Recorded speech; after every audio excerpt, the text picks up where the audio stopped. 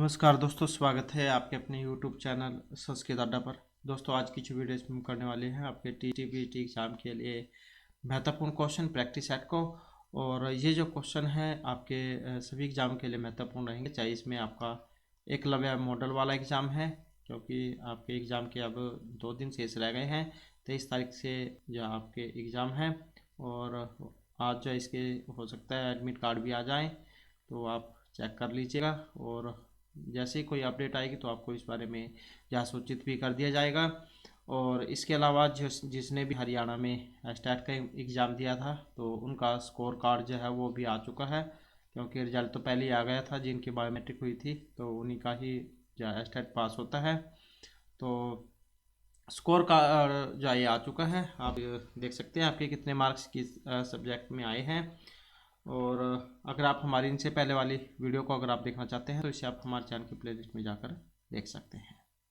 और इसके अलावा जो है HKRN जो हरियाणा में, तो HKRN, तो इसमें भी जो है TTPT वाली वैकेंसी जो है निकली हुई है। तो जिसका अगर स्टेट पास है तो कैंडिडेट फार्म फिल कर सकता है।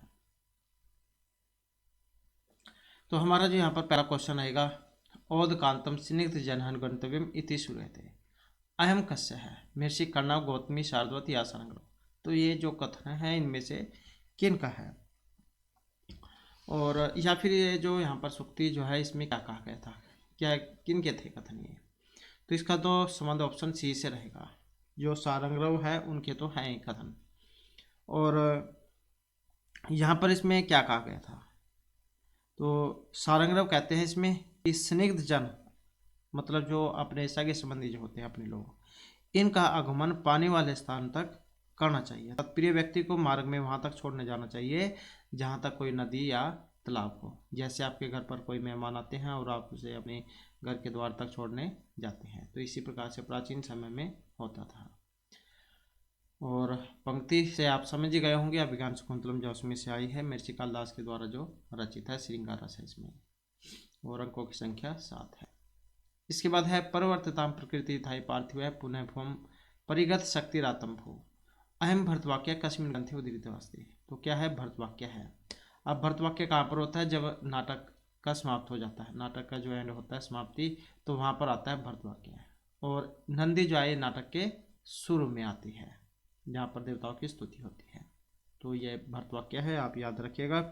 प्रवर्तिताम प्रकृति ताय पार्थिव सरस्वती सुरत महिता महिताम मम क्षप्य तो नील लोहिता पुनः भूम परिगत शक्तिर आतम भू। इस प्रकार का जो है श्लोक है। अब ये श्लोक है मृच्छकटिका अभिज्ञान शाकुंतलम मालविकाग्निमित्रम या फिर उत्तरांचल से, और इसका संबंध है ऑप्शन सी अर्थात अभिज्ञान शाकुंतलम से।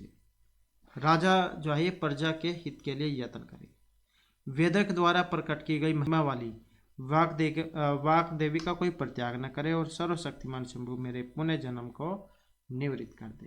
तो इस प्रकार का था ये भरतवाक्य है। इसके बाद है अभिज्ञान शाकुंतले कस्य रीति ही प्रयोग है। अभिज्ञान शाकुंतलम में रीति का प्रयोग हुआ है वैदर्भी गौड़ी पंचाली या फिर लाटी रीति का। और यहाँ पर रीति की बात करें तो ऑप्शन ए रहेगा इसमें, अर्थात जो वैदर्भी रीति है इस रीति का यहाँ पर इसमें प्रयोग हुआ है। इसके बाद है अति स्नेह पाप संकी इति सूक्ति ही कस्मिन ग्रंथि उदीरिता है। महत्वपूर्ण सूक्ति है यहाँ पर ये। तो इस सूक्ति का संबंध आपने बताना है या फिर क्या कहा गया था इसमें। तो इस सूक्ति का संबंध जो है इनमें देखें तो ऑप्शन सी से रहेगा था, जो अभिज्ञान शाकुंतलम है तो उसमें से ली गई है। जब आपने देखा भी होगा, जब कोई आपका मित्र प्यारा है आपके साथ ज़्यादा ही मीठा मीठा बोलता है, तो इसका मतलब है कि आपसे कोई वस्तु की मांग कर रहा है, तो कोई वस्तु चाहता है, तो क्योंकि इसी कारण से वह इस प्रकार से आपके साथ मीठा मीठा प्यारा प्यारा बोल रहा है। तो अपना काम निकलवाने के लिए ही इस प्रकार के जो है ये व्यक्ति बातें करते हैं। तो यही जो यह बात यहाँ पर आई थी कि अति स्नेह पाप संकी, अत्यधिक जो प्रेम होता है वो पाप की निशानी होती है, मतलब कुछ ना कुछ राज उसमें छिपा रहता है। इसके बाद अभिज्ञान शाकुंतल से चतुर्थ अंक के विस्कंभक अस्ति। अभिज्ञान शाकुंतलम का जो चतुर्थ अंक है, चौथा अंक, इसमें विस्कंभक है। तीसरे अंक में शुरू होता है, चौथे के शुरू में ये समाप्त हो जाता है। तो विस्कंभक अस्ति अंक के अंत में है मध्य अंक आदि या कोअपिना है। अब इसमें देखें तो कौन से में है, तो ये अंक आदि है। और विस्कंभक जो होता है ये भूत और भावी घटनाओं की सूचना जो है मध्यम पात्र के द्वारा दी जाती है। और अंक का जो आदि है उसमें रखा जाता है, अंक के आदि में। तो इसमें क्या है, चौथा अंक जो है इसके शुरू में इसका प्रयोग हुआ है विस्कम्भक का। इसके बाद आ जाता है वामः कुलस्याध्याय। इसमें जो वामः है इस पद का अर्थ किससे है? इस पद का जो अर्थ है ऑप्शन सी अर्थात जो विपरीत है। वामा मतलब अनुकूल चलने वाला, विपरीत प्रतिकूल जो होता है, जो उनको कहा जाए उसके बिल्कुल उल्ट काम करना। जिस प्रकार एक मछली जो होती है वो पानी में उल्टी दिशा में चलती है, तो इस प्रकार से जो अगर उनको सही बात भी कही जाए, अगर कोई में उसके विपरीत काम करे, तो अभिज्ञान शाकुंतलम का जो चतुर्थ अंक था विदाई वाला, तो इसी में जो है यहाँ पर जो शकुंतला जो उनको यहाँ पर उपदेश दिया गया था ऋषिकर्णों के द्वारा कि जब तुम अपने पति के घर में जाओगे तब वहाँ तुम जो भी उसकी अन्य पत्नियाँ हैं, वहाँ पर काम करने वाले नौकर चाकर हैं, तुम्हारे सास ससुर है, तो सभी के तुम अच्छा व्यवहार करना, अपने पति का कहना मानना और उनके बिल्कुल विपरीत तुम मत चलना। तो वामा पद का से यहाँ पर प्रतिकूल आचरण करने वाली जो स्त्री है इनसे लिया गया है। नेक्स्ट आ जाता है शर्मिष्ठा पितुः नाम की। शर्मिष्ठा जो थी इनके पिता थे ययाति, दानवराज विश्वपर्वा, शुक्राचार्य या पुरु कौन थे? और इसमें देखें तो ऑप्शन है सी वाला, तो दानवराज वृषपर्वा। शर्मिष्ठा जो है राजा जो ययाति थे तो इनकी पत्नी थी और इनका पुत्र जो था उनका नाम था पुरु। और दानव के गुरु जो शुक्राचार्य थे इनकी पुत्री थी देवयानी। नेक्स्ट आ जाता है राजा दुष्यंत से प्रथम पटरानी का आसीत, क्योंकि जो पहले राजा होते थे उनके बहुत सारी रानी होती थी, तो जो पहले नंबर की थी उनका नाम सानुमति, शकुंतला, वसुमती, मेनका तो कौन सा था? और इसमें देखिए तो ऑप्शन रहेगा बी वाला, तो उनका नाम क्या था? वसुमती था। तो ये तो जो यहाँ पर पहले वाली है, पहले वाली पत्नी जो उसका नाम था वसुमती। दूसरे वाली अगर पूछ लिया जाए तो दूसरे वाली का नाम था हंसपदिका, ये वाला हंसपदिका। तो ये जो है यहाँ पर दूसरी पत्नी का नाम था। फिर तीसरे नंबर की थी शकुंतला, तो इनका क्रमजात तीसरे नंबर का था यहाँ पर। तो इस प्रकार से जो यहाँ पर इसका ये सी आंसर हो जाएगा। इसके बाद है का नामोषण उद्गेन्नव मालिकाम सिंचती इदम कस्य कथनम अस्ति। तो यहाँ पर ये कथन है गौतमी, प्रियमदा, अनुसुईया या फिर सारंगरव का। और इसमें देखिए तो ऑप्शन रहेगा बी वाला, तो प्रियमदा जो है उनका था यहाँ पर कथन कि वाला कौन गर्म जल से जो नव मालिका है उसको सींचेगा। तो चौथा अंक जाओ उसमें से आई है ये वाली। इसके बाद है अयम जना कस्य हस्ते समर्पिता इदम कस्य कथनम अस्ति। यह न जाने किसके हाथ में इसका हाथ देगा। तो यह कथन अनुसुईया, गौतमी, अनुसुईया, प्रियमदा और प्रियमदा, तो इनमें से किनका है? और यहाँ पर जो कथन है ऑप्शन बी वाला रहेगा, अर्थात अनुसुईया और प्रियमदा, तो उनका था ये कि हम दोनों को किसके हाथ सौंपती हो। इसके बाद है के वा न स्युः परिभव पदम निष्फलारंभ यत्ना इयम सूक्ति कस्य ग्रंथो उदितास्ति। तो ये भी यहाँ पर सूक्ति है। और किरातर्जुनीय, नीति शतक, अभिज्ञान या मेघदूत, इनमें से कहाँ से ली गई है? तो इसका जो संबंध है ऑप्शन सी से रहेगा था, जो मेघदूत है उसमें से है ये मेघदूत, मेघ को दूत के रूप में महर्षि कालिदास के द्वारा जो रचित है। और इसमें जो पंक्ति आई थी इसमें कहा गया था, इसमें जो यक्ष है ये मेघ से कहते हैं कि हे मित्र, असफल प्रयत्न करने वाले कौन तिरस्कार के पात्र नहीं होते, अर्थात सभी होते हैं। इसके बाद है का लघुत्रयम नास्ति, लघुत्रय में नहीं आते हैं, तो कौन सा है यहाँ पर? गीत गोविंद, कुमार संभव, मेघदूत या रघुवंशम, तो कौन सा नहीं है इनमें? अब नहीं है क्योंकि ना अस्थि पूछा गया है, तो जो ऑप्शन ए में है गीत गोविंदम, तो यही जो इसमें नहीं आती है। तो महर्षि कालिदास जो उनके द्वारा है तीनों रचित। इसके बाद है यहाँ पर हर सिर चंद्रिकाधोत हरिम्याम रूपेण वर्णिता नारी अस्ति। तो ये विदिशा, उज्जैनी, दसपुर या अलका, तो किन के बारे में पंक्ति थी ये? और इस पंक्ति का जो संबंध था तो ये अलका नगरी से था। नेक्स्ट आ जाता है लघुत्रय इति संज्ञा प्रति तस्य काव्यत्रयस्य प्रणेता। लघुत्रयी काव्य के जो कवि हैं ये इनमें से जाने जाते हैं लघुत्रयी के रूप में, क्योंकि 3 लघुत्रय लिखे थे इनमें से। तो ये कवि कौन से हैं? और जो यहाँ पर ऑप्शन टी में है, तो कौन है? महर्षि कालिदास हैं, क्योंकि इनकी है ये लघुत्रयी। बृहत्त्रयी में जो है फिर इसमें किरातोर्जुनीयम, शिशुपाल वध और जो नैषधीयचरित है वे मान जाते हैं। इसके बाद है मेघदूते वक्रपंथ यद्यपि भवते इत्यादि भी वचो भी मेघ पार्थिति यक्ष है गंतुम अलकाम विदिशो जनी या रामगिरी।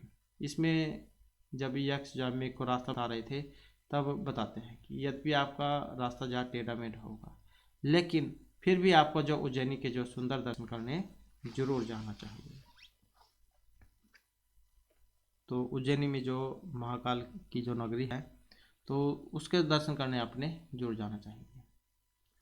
इसके बाद है मेघदूते राजराजस्य दध्यति पदे राजराजस्य ति पदे नाभितास्ति।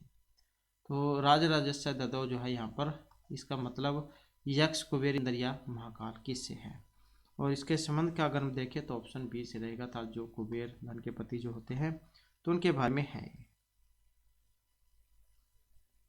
इसके बाद है नेक्स्ट में प्राभवपि उत्सव मानिना, वेरी वेरी इंपॉर्टेंट सूक्ति है यहाँ पर ये, और इसका संबंध बताना है किससे है, और संबंध देखें तो किससे रहेगा? ऑप्शन सी अर्थात जो किरातोर्जुनीयम है तो उसमें से ली गई है ये प्रथम जो सरक है, प्रथम सरक इसमें से। और कहा गया था कि मानधन व्यक्तियों की पराजय भी उत्सव जैसी ही होती है, पराजित हो जाने पर भी उनकी पराक्रम रूपी संपत्ति तो उनके पास ही बनी रहती है, उससे शत्रु नहीं छीन सकता। नेक्स्ट है किरातोर्जुनीयम प्रथम सर्गस्य कथानकम निम्नलिखितेषु का नास्ति। तो कौन सा एक नहीं है प्रथम सर्ग का कथानक? द्वैतवन में वासकर्ण गुप्तचर दुर्योधन से वृतांत, द्रौपदी का मन्यु या फिर द्रौपदी मन्यु युधिष्ठिर समर्थन। तो कौन से वाला यहाँ पर नहीं है? अब नहीं है कौन सा? जो ऑप्शन डी में है, द्रौपदी मनु युधिष्ठिर समर्थन। तो यही है इसमें। द्रौपदी जो थी वो क्रोध तो जरूर करती है परंतु युधिष्ठिर उसका समर्थन नहीं करते। और प्रथम सर्ग में नेचर की वार्ता, दुर्योधन के राज्य का वर्णन और पांडवों का द्वैतवन में निवास, तो इन सभी का वर्णन है, तो सिर्फ यही यहाँ पर नहीं है। इसके बाद आ जाता है भारवी काव्य मार्गम कथ्यते। इनका मार्ग विचित्र, प्राचीन, सुकुमार या अन्योक्ति किस प्रकार का है? इस प्रकार के क्वेश्चन जरूर आते हैं जहाँ पर कैंडिडेट शंका में पड़ जाता है कि मार्ग किस प्रकार का बताया गया था। तो इसका जो है यहाँ पर ऑप्शन ए वाला रहेगा, तो इनका मार्ग है विचित्र, और भारवी जो अलंकार काव्य शैली के जनक माने गए हैं, इसलिए जो है इनके लिए प्रसन्न गंभीर पदारसवती ये पद प्रयुक्त होता है। इसके बाद भारवी विरचित प्रसिद्ध महाकाव्य किरातस्य का अभिप्राय। तो इसमें किरातोर्जुनीयम में जो किरात आया था तो इसका मतलब यहाँ पर किससे है, और यहाँ पर देखें तो ऑप्शन सी जो है किरात विस्तारी भगवान शिव से जो है उनका संबंध है। इसके बाद आ जाता है सहसा विदित ने किरम वेगा परमाप्तम पदम, वेरी वेरी इंपॉर्टेंट सूक्ति है। तो इसके कर्ता यहाँ पर महर्षि कालिदास, भारवी सिंहर्ष या महर्षि माघ है। तो कौन से हैं यहाँ पर, और क्या इसमें कहा गया था? तो इस पंक्ति का जो संबंध देखें तो ऑप्शन बी से रहेगा। तो भारवी जो उनके द्वारा तो कही गई है, और जब भारवी आपको पता लग चुका है तो जो किरातोर्जुनीयम है उसमें से आई, क्योंकि एक ही काव्य लिखा था इन्होंने, तो यही इसका रहेगा। फिर हमें अचानक ही जा कोई काम नहीं करना चाहिए। अगर कोई आप एकदम से बिना सोचे समझे कोई काम करते हैं तो निश्चित रूप से आपको उठानी पड़ेगी। नेक्स्ट आ जाता है राजतंत्र शासन परंपराएं उपदेशन दिए थे। विवाह संस्कार के अवसर पर विद्योपार्जन, राज्याभिषेक या वानप्रस्थ का वनासन में। तो राजतंत्र शासन की परंपरा का उपदेश कौन से अवसर पर दिया जाता है? और यहाँ पर जो अवसर है ये राज्याभिषेक का है। तो राज्याभिषेक से आप समझ गए होंगे, तो जो कादम्बरी जो है उससे संबंधित है, क्योंकि इसी में जो है मंत्री सुकनाश ये उपदेश देते हैं युवराज चंद्रापीठ को। इसके बाद है महर्षि बाणभट्टस्य है गुरु नाम। महर्षि बाणभट्ट जो थे इनके गुरु का नाम या फिर किन के दरबारी कवि थे? तो क्वेश्चन बनाते हैं। तो राजा जो हर्षवर्धन थे, हर्ष उनके दरबारी कवि थे। और अब यहाँ पर आई है बात गुरु की, तो इनमें से गुरु कौन थे? जो ऑप्शन ए में है तो ये है भर्गु। नमामि भर्वचरण अंबुज दीर्घ शेखरे मोखरे भी कृतार्चनम। तो ये भरवु है, या तो आपको भरवु देखने को मिले या फिर एग्जाम में हो सकता है भरत सु ये देखने को मिले। तो आप देख लेना एग्जाम में कौन सा है। तो ये दोनों ही है, जैसे एक व्यक्ति को तो दो नाम से पुकारा जाता है। इसके बाद आ जाता है यहाँ पर कादम्बरी कथा काव्यस्य नायिका अस्ति। अब इसमें नायक हैं तो पुंडरीक, चंद्रपीड़, तारापीड़ या सुखनास कौन से हैं। नायक की बात करें तो ऑप्शन सी वाला हो जाएगा इसमें। तो चंद्रपीड़ जो इसके नायक हैं, कादम्बरी जैसे नायिका हो गई, पुंडरीक इसके उपनायक हो गए, महाश्वेता जैसी इसकी उपनायिका हो गई। तो चंद्रपीड़ है इसके नायक। और चंद्रपीड़ जो इनके पिता का नाम था तारापीड़, चंद्रपीड़ के पिता तारापीड़, और ये तो तारापीड़ हो गई। इनकी माता का नाम था विलासवती। और पुंडरीक कौन है, चंद्रपीड़ का मित्र है। और सुखनास कौन है, तारापीड़ का मंत्री, जो उन्हें राज्याभिषेक के समय उपदेश देता है। इसके बाद है यम यम पश्यसि तस्य तस्य पूर्ता महाब्रूहि नमः। ये हम इसमें चुकते माध्यमेन कस्यम शिक्षा दिया दे। तो इसमें राजा, चातक, बादल या याचक किसको शिक्षा दी जा रही है। अब यहाँ पर हम शिक्षा को देखें, ऑप्शन सी वाला रहेगा। तो जो चातक पक्षी है उनको यहाँ पर इसमें शिक्षा दी रही है कि हे चातक, तुम हर किसी के सामने अपने दुखी वचनों को जा उद्गार मत किया करो।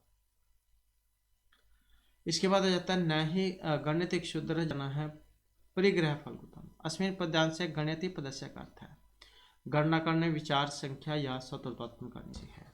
तो इसका मतलब किससे है, और इसका जो अर्थ है ऑप्शन बी अर्थात विचार करने से है। शुद्र जन फल प्राप्ति में विचार नहीं करते, उनका एकमात्र उद्देश्य फल प्राप्त करना होता है।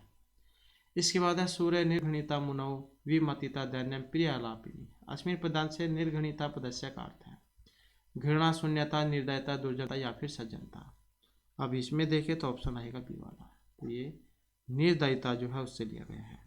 सूर्य अर्थात जो वीर लोग होते हैं उनके अंतर निर्दयता कूट कूट कर भरी होती है, और जो मुनि होते हैं उनका काम है क्षमा करना, मतलब विनम्रता का होना। इसके बाद आ जाता है आलस्य में मूर्छा नाम शिरस्थ मारिपो नास्ते उद्धम समय बंधो कृतवान यमुना अवसीदति। तो ये श्लोक है महत्वपूर्ण, और महत्व बताया गया था यहाँ पर इनमें से किसका, और महत्व था यहाँ पर कर्म का, काम करने का। तो यही था इसमें कि आलस्य जो होता है ये सबसे बड़ा शत्रु माना गया है मनुष्य का, और परिश्रम के समान कोई अन्य मित्र नहीं है, क्योंकि आपकी मेहनत ही आपके काम आएगी। हो सकता है उसका फल आपको कुछ समय बाद मिले, लेकिन मिलता जरूर है। इसके बाद है अंतः कांतत्वस्य दंपत्यो स्नेह संश्रयात् आनंद ग्रंथिरेकयमपीति पठ्यते। अस्मिन् श्लोके महत्वं प्रतिपादितमस्ति प्रेम पति पत्नी या पुत्र का। अब इसमें देखिए तो ऑप्शन है डी वाला। तो किसका है, पुत्र का महत्व है इसमें। नेक्स्ट है अयि कठोर यशः किलते प्रियम इयं कस्य कथनमस्ति सीता वासंती तमसया मुरलका। तो इसमें है ऑप्शन बी अर्थात वासंती का, कि हे निष्ठुर, आपको यश ही प्यारा है, किंतु अब अति पवित्र वाली स्त्री को निर्वासित करने से जो आप यश मिलेगा, इससे बढ़कर भयानक कीर्ति आप कीर्ति और क्या हो सकती है। नेक्स्ट है उत्तराम चरितस्य तृतीय अंक के कवि मौलिक कल्पना अस्ति। तो तीसरा अंक कौन सा है, छायांक है, महर्षि भभूति जान के द्वारा रचित है, कौनस के कवि को माना गया है। अब मौलिक कल्पना है यहाँ पर कौन सी है, और यहाँ पर इनमें देखें तो जो ऑप्शन ए में है सीता छाया सीतावरम से दंडकरणे पुनः आगमनम।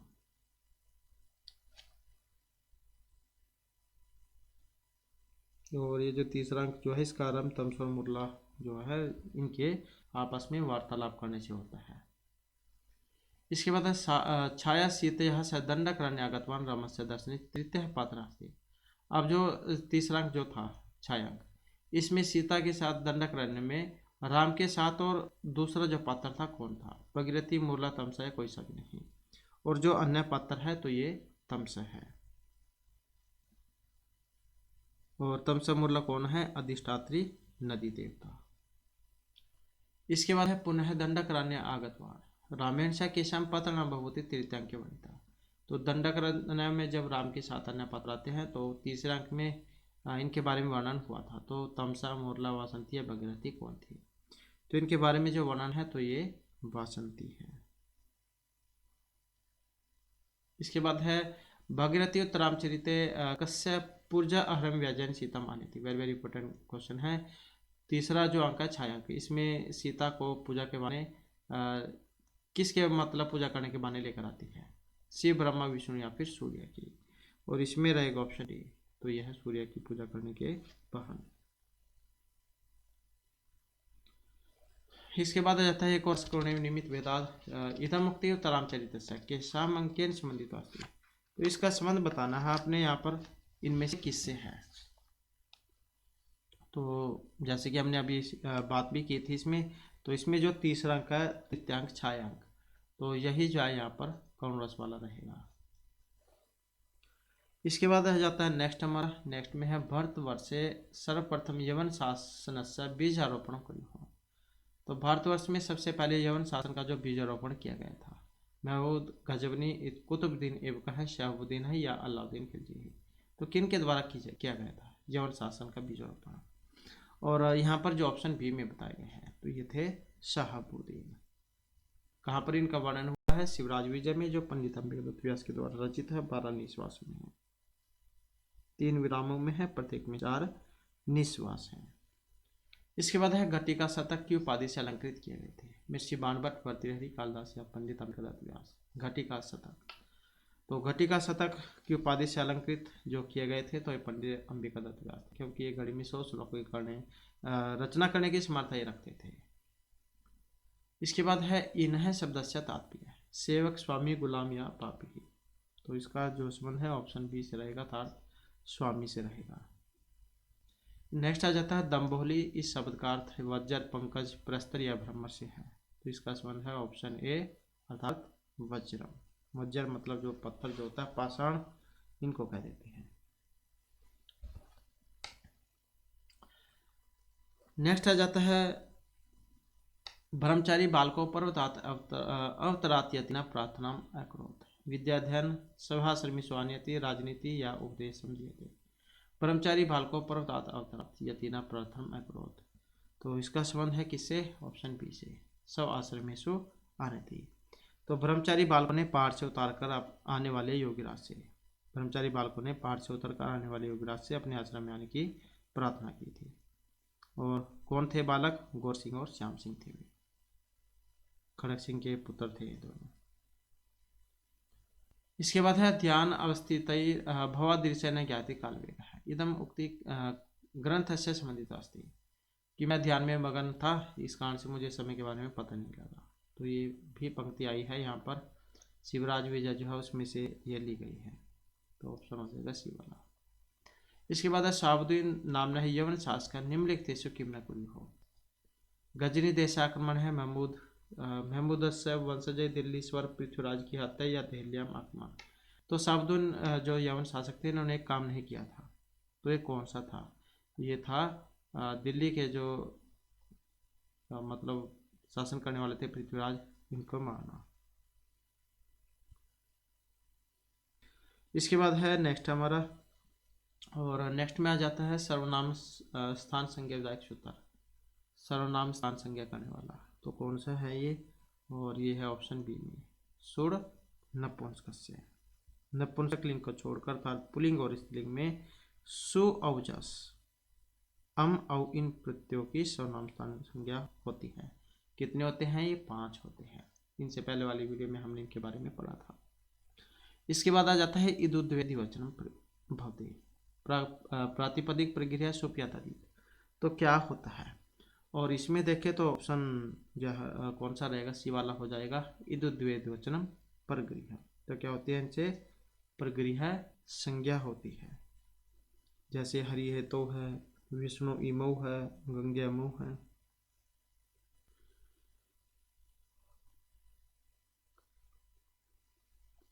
इसके बाद आ जाता है अतिनिद्रम, इसका जब हम समास या उसमें से है, इसका लौकिक विग्रह बनाएंगे तो कौन सा बनेगा।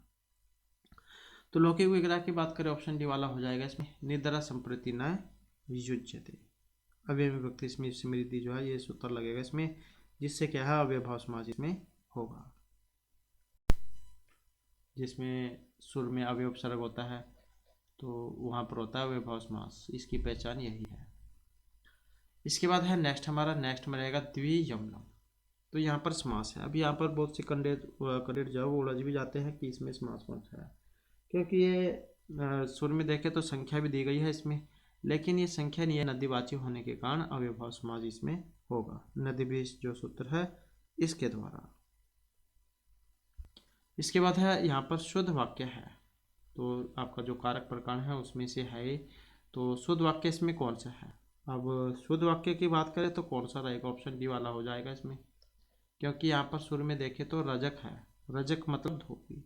अब जो धोबी है उसको जब हम कपड़े देते हैं तो कुछ समय के लिए देते हैं, एक दो दिन के लिए ही। अब ये तो है नहीं कि परमानेंटली दे दी जाए। अगर यहाँ पर परमानेंटली इसको दे दिया जाए तब यहाँ पर चतुर्थी विभक्ति इसमें होती, लेकिन धोबी है, धोबी कपड़े कुछ एक दो दिन के बाद वापस कर देगा, तो इसी कारण से षष्ठी विभक्ति यहाँ पर इसमें आई है। इसके बाद है औधर्म गुंजानो विषम भुंकते, तो यह वेरी वेरी इंपॉर्टेंट है, जितने भी हैं यहाँ पर कारक प्रकार से ये तो उदाहरण है यहाँ पर किस सूत्र का है ये, और इसमें देखें तो ऑप्शन बी वाला हो जाएगा, तथा युक्तम च अनिश्चितम, क्योंकि कुछ चीज़ें ऐसी होती है जो न चाहते हुए भी अपने आप ही हो जाती हैं, जिसमें ओदन के साथ साथ बीच भी इसकी भी कर्म संज्ञा हो गई है। उसके बाद है अस्मत् शब्दस्य चतुर्थी विभक्ति एकवचन रूपम स्यात्। अस्मत् शब्द का चतुर्थी विभक्ति एकवचन में रूप बनेगा, तो कौन से वाला बनेगा, इसका रहेगा ऑप्शन सी वाला, तो ये मह्यम है। अहम अवामोयम माम अवाम अस्मन् मेह्य अवभ्यम अस्माभिः मेह्यम अवभ्यम अस्मभ्यम मत अवभ्यम अस्मत् मम अव्योह अस्माकं मयि अव्योह अस्मासु, तो इस प्रकार से बनता है। इसके बाद है इदम शब्दस्य पुल्लिंगे सप्तमी विभक्ति एकवचन रूपम, तो ईदम का जब हम पुल्लिंग और सप्तमी विभक्ति एकवचन में रूप बनाएंगे तो कौन से वाला इसका बनेगा, किसमें ईदम का है और पुल्लिंग में है, तो इसका देखें तो कौन सा बनेगा, ऑप्शन डी वाला हो जाएगा, तो अस्मिन जो है यही हो जाएगा। रूप कैसे चलते हैं इसके पुल्लिंग में, अयम इमो इमे इमम इमो इमान अनेन अभ्यम एभिः अस्मै अभ्यम एभ्य अस्मात् अभ्यम एभ्य अस्य अन्यो एषाम अस्मिन् अन्यो एषु, तो कुछ इस प्रकार से बनते हैं। नेक्स्ट जाता है बालिका प्रातिपदिकस्य द्वितीयायः द्विवचन रूपम अस्ति, तो बालिका का द्वितीय द्विवचन का रूप कौन सा है इसमें, तो ऑप्शन सी वाला है, तो ये बालिके बनता है। बालिका बालिके बालिकाः बालिकां बालिके बालिकाः बालिकया बालिकाभ्यां बालिकाभिः बालिकायै बालिकाभ्यां बालिकाभ्यः बालिकायाः बालिकाभ्यां बालिकाभ्यः बालिकायाः बालिकयोः बालिकानां बालिकायां बालिकयोः बालिकासु हे बालिके हे बालिके हे बालिकाः। इसके बाद है यहाँ पर गिनती जो है डबल लाइन वाली आपने बतानी है, 99 को क्या कहते हैं संस्कृत में, तो इसको क्या कहा जाएगा यहाँ पर, जो ऑप्शन बी में है, नव नवति, नंबर 9 99।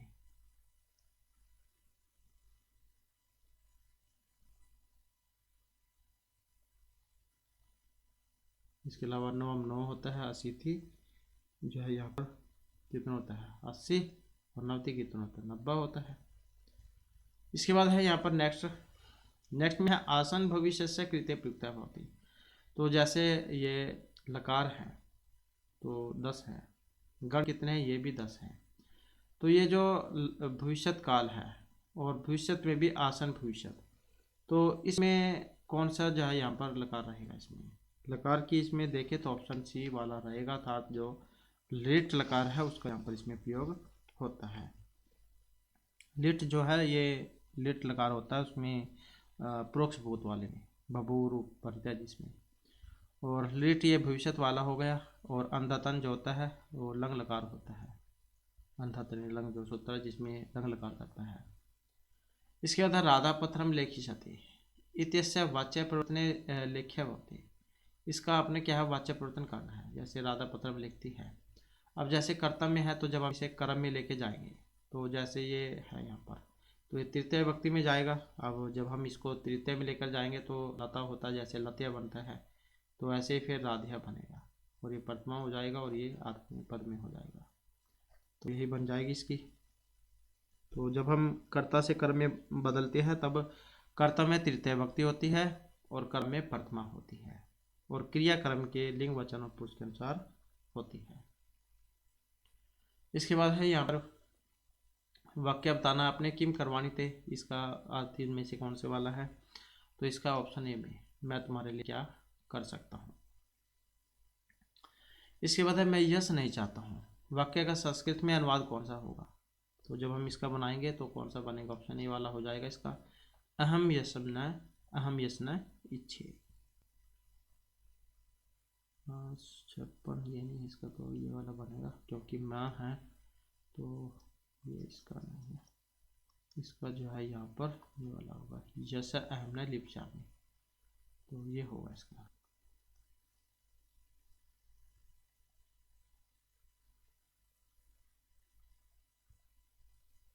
तो यही बनेगा इसका। इसके बाद है नेक्स्ट हमारा, और नेक्स्ट में है कर्तृवाच्य क्रम कस्मिन विभक्ति, कर्तृवाच्य के क्रम में विभक्ति होती है। तो जैसे कि अभी हमने यहाँ पर इससे पिछले वाला जो वाक्य था उसमें पढ़ा था कर्ता से क्रम बनाने वाला, तो सेम कह सकते हैं आप यहाँ पर। तो विभक्ति कौन सी होगी, तो विभक्ति कौन सी होगी इसमें, ये वाली हो जाएगी द्वितीय।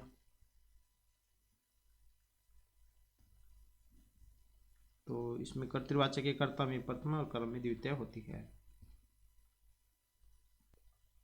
इसके बाद है नेक्स्ट हमारा, नेक्स्ट में जो रहेगा न जाने भोक्तारम कमी है समुपस्थास्यति विधि, तो यहाँ पर कर्तृ है ये आप याद रखिएगा, कर्तृवाचक के क्रम में पूछा गया है। इसके बाद है और प्रथम, इसमें तो प्रथमा रहती है कर्ता में, तो ये क्रम में हो जाएगी यहाँ पर द्वितीय। इसके बाद है न जाने भोक्तारम कम यह सम उपस्थास्यति विधि के छंद से निर्मित श्लोक है, तो यहाँ पर छंद है मंदक्रांत स्केणी हरिणीय स्नेहद्र छंद।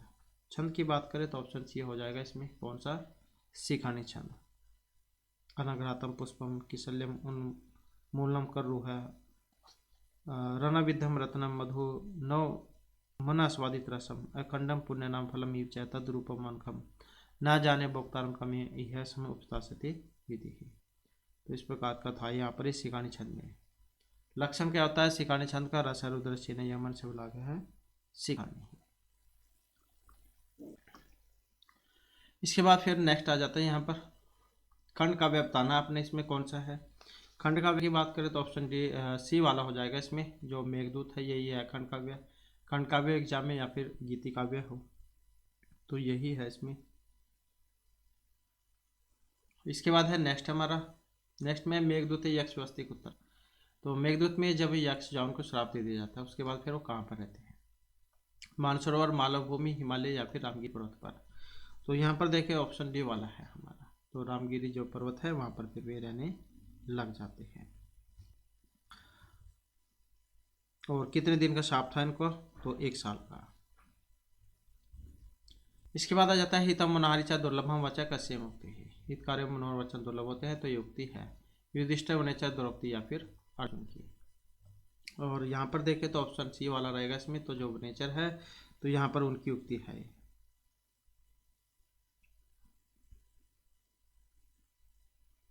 इसके बाद है किरात अर्जुन, ये किरात है का, किरात अर्जुन जो इसमें किरात है, अब जो यहाँ पर किरात है ये युधिष्ठिर अर्जुन वनेचर या फिर शिव, इनमें से कौन है। तो इसमें देखें तो ऑप्शन डी वाला हो जाएगा, यहाँ पर किरात जो है भगवान शिव जो थे उनके लिए आया था ये। और एक एग्जाम में क्वेश्चन पूछा गया था, जब ये भगवान शिव को जब अर्जुन प्रश्न कर लेते हैं तब कौन से अस्त्र की प्राप्ति होती है, तो ये अस्त्र था पाशुपत अस्त्र। इसके बाद आ जाता है नेक्स्ट हमारा, नेक्स्ट में रहेगा सुभाषितम हरि विस्ति दोगलात्न दुर्जनस्य अर्क रिपो इव अमृतम इति के कविनोक्तम।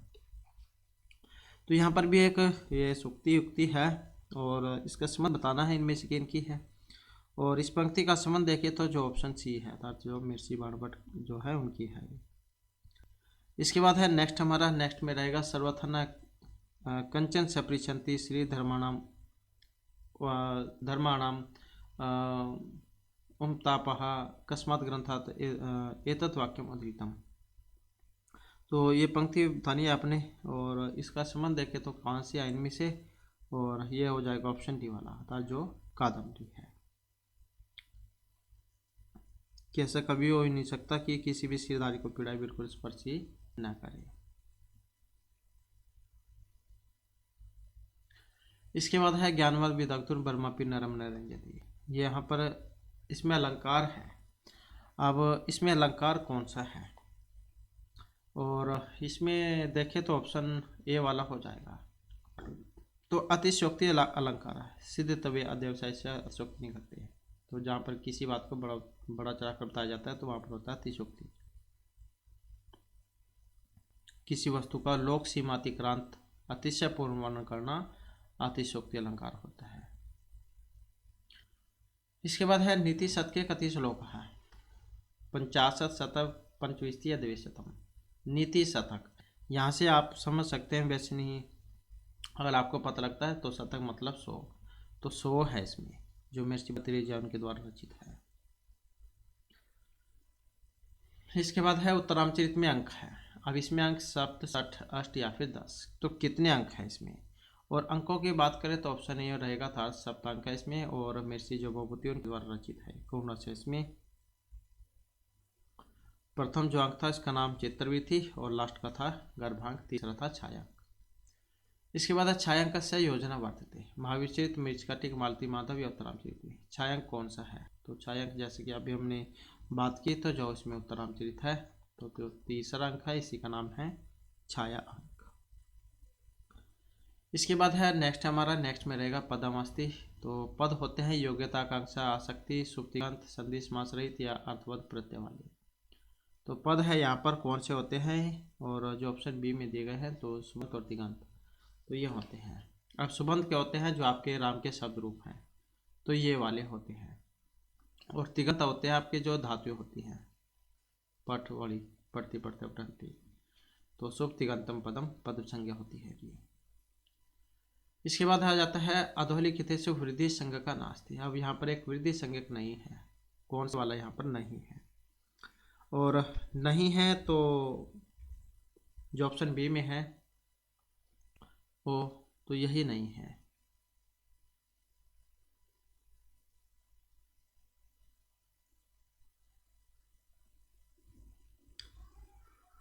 वो जो है इनकी होती है अदे गुण से गुण संज्ञा, तो इसी कारण से नहीं है।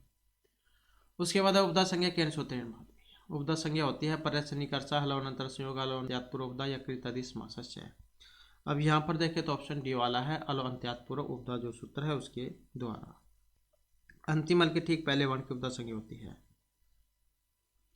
इसके बाद है परूप संधि, यह उदाहरण है प्रारस्ते, उपादिते, उपैति या प्रेजते का। अब इसमें देखिए तो कौन सा ऑप्शन डी वाला हो जाएगा, प्रेजते, प्र प्लस में इजते, प्रेजते। उपोस्ति की बात करें उप प्लस में औस्ति, उपोस्ति। इसके बाद आ जाता है स्टूनाष्टु इति सूत्र से उदाहरण भवति। स्टूनाष्टु जो है सूत्र का उदाहरण अजंत है, तत्चा राम षष्ठ है, यह लब्ध है, कौन से वाला है? तो इसका देखें तो ऑप्शन बी वाला है रामस षष्ठ है, रामस प्लस में षष्ठ है, रामस षष्ठ है। और सूत्र ये वाला है, इसमें स्टूनाष्टु स्टूटो जाए करता है स्कार और त्वरक, इनके स्थान पर मूर्धन्य से और ता को त्वरक करता है। नेक्स्ट आ जाता है नित्य नपुंसक लिंग एक वचन समास भवति। नपुंसक लिंग एक वचन में समास है। अब इसमें जो समास है ये कौन सा है? द्वंद्व, द्विगु, बहुव्रीहि, अव्ययभाव समास। और यहाँ पर कौन सा है? तो इसमें देखें तो ऑप्शन सी वाला हो जाएगा इसमें। तो कौन सा है? अव्ययभाव इसमें समास है।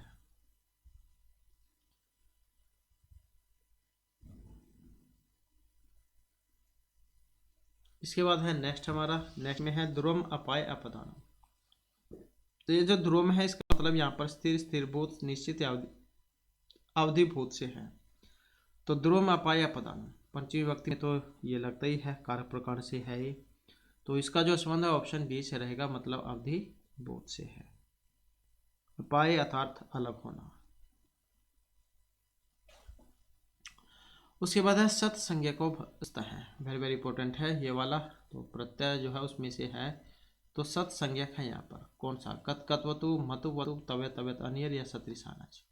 अब इसमें देखें तो कौन सा है, ऑप्शन सी वाला हो जाएगा इसका, सत्री सानचो प्रथम समानाधिकरण है। तो सत्री सानच जो है इनकी सत्संज्ञा होती है।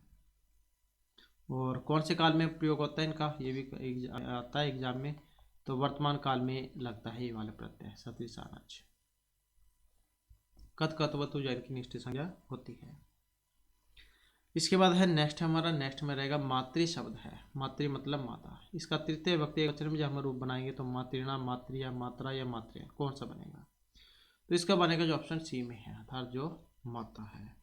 माता मातारौ मात्र है, मातरम मातारौ मातृ, मात्रा मातृभ्याम मातृभिः। पठ धातु विधिलिंग लकार प्रथम पुरुष और द्विवचन। पठ है, पठताम है, पठेताम है या पठत है, कौन से वाला है? इसमें जो ऑप्शन सी वाला रहेगा तो ये पठेताम है। पठेत पठेता पठेयुः, पठे पठेतम पठेत, पठेयम पठेय पठे। इसके बाद तेन पाठः पठ्यते, इसका जो बना है कौन से में है? तेन पाठः पठ्यते। वैसे नहीं आपको पता लगता है तो जो विभक्ति है, विभक्ति आप देख सकते हैं कौन से वाला लगी है, यहाँ पर तेन लगी है। अब जो तेन लगती है किस में बनती है? क्योंकि यहाँ पर अगर सा होता तो कर्ता में बनता, अब तेन है तृतीय में है तो तृतीय में फिर कर्म में बनता है, तो यही हो जाएगा इसका। और अगर यहाँ पर इसमें कर्म ना होता तो फिर ये भाव वाला भी बनता, क्योंकि भाव जो होता है उसमें भी सेम ही रहती है, लेकिन उसमें कर्म जो है नहीं होता, तो यही जो है इसका हो जाएगा। इसके बाद है एकोनविंशति हिंद्याम कथ्यते। एकोनविंशति तो ये किसको कहा जाता है संस्कृत में? तो ये हिंदी में बताना है यहाँ पर। एकोनविंशति तो संस्कृत में है, तो इसको देखें तो कौन सा रहेगा? ऑप्शन डी वाला रहेगा। विंशति के तनों तक 20, 20 से एक कम मतलब 19, तो एकोनविंशति। इसके बाद आ जाता है नेक्स्ट हमारा, नेक्स्ट में रहेगा संयोग संज्ञा होगी। अब संयोग संज्ञा इनमें से किसकी होती है? संयोग संज्ञा की बात करें तो ऑप्शन बी वाला हो जाएगा। दो जो व्यंजन जो होते हैं इनके बीच में होती है संयोग संज्ञा। अजबीर वही तो हला संयोग संज्ञा से हो। नेक्स्ट आ जाता है अधोलिखितानाम कस्मिन् पदे संहिता संज्ञा प्रयुक्ता। उपेंद्र है, कमलम, रामस्य, याच है। अब इसमें देखें तो ऑप्शन ए वाला है, तो ये उपेंद्र है। उपेंद्र का संधि विच्छेद एग्जाम में आ जाता है, तो उप प्लस में इंद्र है, उपेंद्र है। गुण होता है इसमें अवरु में है, और गुण होकर उपेंद्र है। आद गुण से गुण और अधिक गुण से गुण संज्ञा। इसके बाद है यहाँ पर स्वर्ण संज्ञा होगी। अब स्वर्ण संज्ञा इसमें कौन से में होगी, कौन से के द्वारा होगी?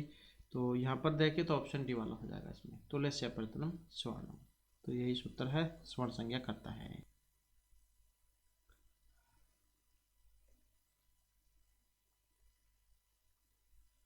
जैसे अ और आ होता है, अ और आ, तो उनका उच्चारण किससे होगा? कर्ण से होता है। और दोनों का जो विपरीत स्थान भी है ये, तो दोनों की आपस में क्या होगी? स्वर्ण संज्ञा। इसके बाद है निम्नलिखित वर्णेषु ईसत् सपृष्ठ वर्णः। तो ये उच्चारण स्थान आपके एग्जाम में जरूर आएगा, और संस्कृत में पूछा जाएगा, जैसे यहाँ पर है सपृष्ठ, ईसत्, सपृष्ठ, विवृत, ईसत्, विवृत, समृत, विवृत, इस प्रकार से आएंगे। तो ईसत् सपृष्ठ पूछा गया यहाँ पर कौन से वाले होते हैं इसमें, और जो ये ऑप्शन बी में है यार अलावा, तो ये आते हैं इसमें अंतस्थ वर्ण में। ईसत् सपृष्ठ, सपृष्ठ स्पर्श वाले हो गए, ईसत् सपृष्ठ ये अंतस्थ वाले हो गए, यार अलावा। नेक्स्ट आ जाता है मधुहरी। जब हम इसका संधि करेंगे तो कौन सी बनेगी इसकी? मधु प्लस में हरी, मधुहरी। तो यही होती है इसकी, मधु और प्लस में हरी। यहाँ पर उ और आ, उ जो है उ को क्या होता है? इक्विवेलेंट सूत्र के द्वारा उ को वाह होता है, तो याद हो जाएगा, फिर मधुहरी फिर बनेगा ये। और इक्विवेलेंट सूत्र इसमें लगेगा, यण संधि में तो बनता है। और इसकी बात करें तो कौन सी में होगी? जैसे कि अभी हमने देखा यहाँ पर उ और आ, तो यही हो जाएगी इसकी, इसी की होगी संहिता संज्ञा। परस्य निकर्ष संहिता सूत्र के द्वारा दोवर्ण अज्ञात संहिता संहिता कही जाती है। इसके बाद है अजबीर विहिता हल है, इनकी क्या होगी? तो इनकी होती है संयोग संज्ञा, जो ऑप्शन ए में है। नेक्स्ट है लघु सिद्धांत कौमुदी क्या रचयिता है इसमें? महर्षि पाणिनि, पतंजलि, भट्टोजी दीक्षित या वरदराज? अब इसमें रहेगा ऑप्शन डी हमारा। तो वरदराज दीक्षित जो इनकी है ये लघु सिद्धांत कौमुदी, क्योंकि ये सिद्धांत कौमुदी भट्टोजी दीक्षित की है। पतंजलि जो योग के लिए जाने जाते हैं, महर्षि पाणिनि अष्टाध्यायी के लिए। इसके बाद जो नेक्स्ट क्वेश्चन आ जाता है, पाणिनि शिक्षा विसर्गस्य उच्चारण स्थानमस्ति। विसर्गों का उच्चारण स्थान कौन सा होता है? तो अ कोह विसर्जनम कंठ, अ कोरग ह और विसर्ग ह, इनका उच्चारण हमारे गले से होगा, कंठ से, तो यही इनका उच्चारण स्थान है। इसके बाद है नेक्स्ट हमारा, नेक्स्ट में रहेगा यहाँ पर सर्वनाम स्थान संज्ञक प्रत्यय है। सब चतवारा नव या पंच कौन से हैं सर्वनाम स्थान संज्ञक प्रत्यय? अब यहाँ पर देखिए ऑप्शन डी वाला है, तो ये 5 है, जैसे कि हमने पहले पढ़ा था, सु, औजस, अम, औ। इसके बाद है स्वर्ण संज्ञा होगी तो किसके द्वारा होती है? और ये होगी जो ऑप्शन सी में है, तुल्यस्य प्रथमम सवर्णम, इस उत्तर के द्वारा। इसके बाद है निषेध विकल्प संज्ञा। निषेध और विकल्प इनकी संज्ञा होती है, तो इनकी कौन सी होती है? निषेध और विकल्प की न व्यक्ति विभाषा जो सूत्र है इसके द्वारा होती है, तो ऑप्शन हो जाएगा बी वाला, निषेध और विकल्प की विभाषा होती है। इसके बाद है इद्विद्वय द्विवचनम, इनकी क्या होती है? तो इद्विद्वय द्विवचनम इनकी होती है प्रगृह संज्ञा, जो यहाँ पर ऑप्शन सी में है। नेक्स्ट है अग्निचित इति उपदा संज्ञा अस्ति। अग्निचित जो है इसमें उपदा संज्ञा होती है। इत की, चित की, ता की या ची की, किसकी होगी अग्निचित में उपदा संज्ञा? अब यहाँ पर देखें तो इसमें जो ई है इसी की होगी, तो ऑप्शन कौन सा होगा इसमें? चित में जो ची, ची में जो ई है इसी की होगी, अलंत्यात पूर्वोक्ता सूत्र के द्वारा। अंतिम अल प्रत्याहार से पूर्वाण की होगी, तो जैसे ये है इससे इसकी होगी। नेक्स्ट आ जाता है अप्रिक संज्ञा प्रत्यय धातु यस्य कस्यापि या प्रातिपदिकस्य है, तो इसमें रहेगा ऑप्शन ए वाला, तो ये किसकी है? प्रत्यय की है। अप्रिक तेकाल प्रत्यय है, एक वर्ण रूप प्रत्यय की अप्रिक संज्ञा होती है। जैसे सु है, सुओजस में सु होता है, सु है, सु में उ का लोप होगा, क्या बचेगा? सा बचेगा। तो ऐसे ही जैसे तिप्तासी है, तिप्तासी में ती बचता है, ती में इसका लोप हो जाएगा, ता बचेगा। तो ये आदि जो है एकाल वाले एकाल प्रत्यय होते हैं और इनकी होती है अप्रिक संज्ञा। नेक्स्ट है सच्युता प्रकरण कतिचित जन्हा पदस्य संधि विच्छेद है, तो इसका जब हम संधि विच्छेद करेंगे कौन सा बनेगा इसका? तो इसका ऑप्शन बी वाला हो जाएगा, कतिचित प्लस में जन्हा। इसके बाद है नेक्स्ट हमारा, नेक्स्ट है स्टूनस्टू जो सूत्र इसके द्वारा जब हम अधिष्ठाता बनाएंगे तो कौन सा जो है यहाँ पर संधि विच्छेद इसका होगा? और यहाँ पर देखें तो कौन सा बनेगा? ऑप्शन सी वाला हो जाएगा इसका, आदेश प्लस में ठाता है। नेक्स्ट है अतिहिमम, इसका जो समास वगैरह जब हम करेंगे तो कौन सा बनेगा? तो इसका बनेगा यहाँ पर ऑप्शन सी वाला, हिम से अत्य है। नेक्स्ट है देवदत्ताय रोचते मोदक है सौदते च अपूप है, इसमें प्रियमान कौन सा है? प्रियमान की बात करें तो कौन सा? ऑप्शन बी वाला इसमें हो जाएगा, तो ये देवदत्त है। नेक्स्ट आ जाता है ग्रामस्य निकटम गहन वनमस्ति तत्तनिवसन्ति लुंठका अस्मिन् वाक्ये प्रवृत्तम सूत्रम, सूत्र कौन सा लगा इसमें? अब यहाँ पर जो लगा है ऑप्शन डी वाला, दूर और अंतिक जो होते हैं इनके योग में षष्ठी विभक्ति इसमें होती है, तो यही इसका हो जाएगा। इसके बाद है ब्रह्मचारी काष्ठ पीठ आदि से रेखांकित पदस्य शुद्ध रूपम अस्ति, तो शुद्ध वाला कौन सा इसमें? अब शुद्ध देखें तो ऑप्शन बी वाला हो जाएगा इसमें, काष्ठ पीठम। काष्ठ पीठ मतलब लकड़ी की जो पीढ़ी होती है उस पर बैठता है। तो आदि सिंह स्थासम कर्म जो सूत्र है उसके आधार पर सिंह और धातु के पहले यदि आदि लगा हो तो क्रिया के आधार की फिर कर्म संज्ञा हो जाएगी। इसके बाद आ जाता है लभ्यम, और हाल ही में आपके स्टेट के एग्जाम में भी ये आया हुआ था, अगर किसी ने हरियाणा में दिया हुआ था लभ्यम। तो प्रकृति प्रत्यय इसमें तो लब और यत इसका होगा, पूर्व उदात सूत्र है जिससे यत होता है। इसके बाद है दृश्य धातु तुमन प्रत्यय योगेन शब्द निष्पत्ति।